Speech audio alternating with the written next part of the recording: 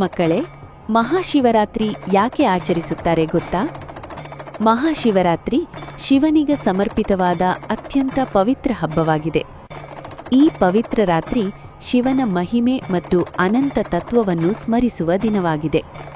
ಈ ಹಬ್ಬಕ್ಕೆ ಸಂಬಂಧಿಸಿದಂತೆ ಹಲವು ಪುರಾಣ ಕಥೆಗಳು ಪ್ರಸಿದ್ಧವಾಗಿವೆ. ಪುರಾಣಗಳ ಪ್ರಕಾರ ಶಿವಪುರಾಣ ಮತ್ತು ಸ್ಕಂದ ಪುರಾಣಗಳಲ್ಲಿ ವಿವರಿಸಿದಂತೆ ಪಾರ್ವತೀದೇವಿ ಶಿವನನ್ನು ಪತಿಯಾಗಿ ಪಡೆಯಲು ಕಠಿಣ ತಪಸ್ಸು ಮಾಡಿದರು.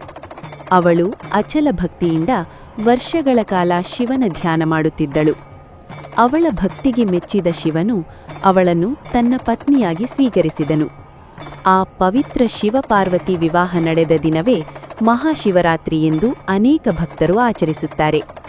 ಈ ಘಟನೆ ಭಕ್ತಿ ಮತ್ತು ಸಹನೆಯ ಶಕ್ತಿಯನ್ನು ನಮಗೆ ತಿಳಿಸುತ್ತದೆ.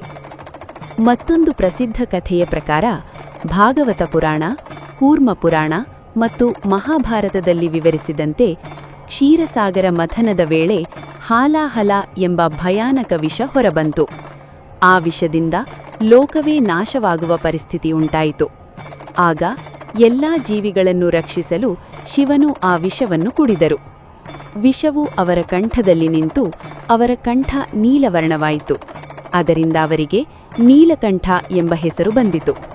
ಲೋಕವನ್ನು ನಾಶದಿಂದ ರಕ್ಷಿಸಿದ ಆ ಮಹಾತ್ಯಾಗವನ್ನು ಸ್ಮರಿಸಲು ಮಹಾಶಿವರಾತ್ರಿ ಆಚರಿಸಲಾಗುತ್ತದೆ.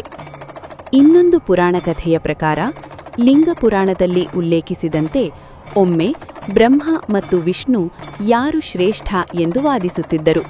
ಆ ಸಂದರ್ಭದಲ್ಲಿ ಅನಂತ ಜ್ಯೋತಿ ಸ್ತಂಭ ಪ್ರತ್ಯಕ್ಷವಾಯಿತು. ಅದರ ಆರಂಭವೂ ಇರಲಿಲ್ಲ, ಅಂತ್ಯವೂ ಇರಲಿಲ್ಲ. ಎಷ್ಟೇ ಹುಡುಕಿದರೂ ಅದರ ಮಿತಿ ಯಾರಿಗೂ ಸಿಗಲಿಲ್ಲ. ಆ ಅನಂತ ಜ್ಯೋತಿ ರೂಪವೇ ಶಿವನ ಲಿಂಗೋದ್ಭವ ಸ್ವರೂಪ ಎಂದು ತಿಳಿಯಿತು. ಈ ಘಟನೆಯ ಮೂಲಕ ಶಿವನು ತನ್ನ ಅನಂತ ಶಕ್ತಿ ಮತ್ತು ಪರಮತತ್ವವನ್ನು ಲೋಕಕ್ಕೆ ತೋರಿಸಿದರು. ಲಿಂಗ ಪುರಾಣದ ಪ್ರಕಾರ ಶಿವನು ಅನಂತ ಜ್ಯೋತಿ ರೂಪದಲ್ಲಿ ಪ್ರತ್ಯಕ್ಷವಾದ ಆ ರಾತ್ರಿಯೇ ಮಹಾಶಿವರಾತ್ರಿ ಎಂದು ಹೇಳಲಾಗಿದೆ.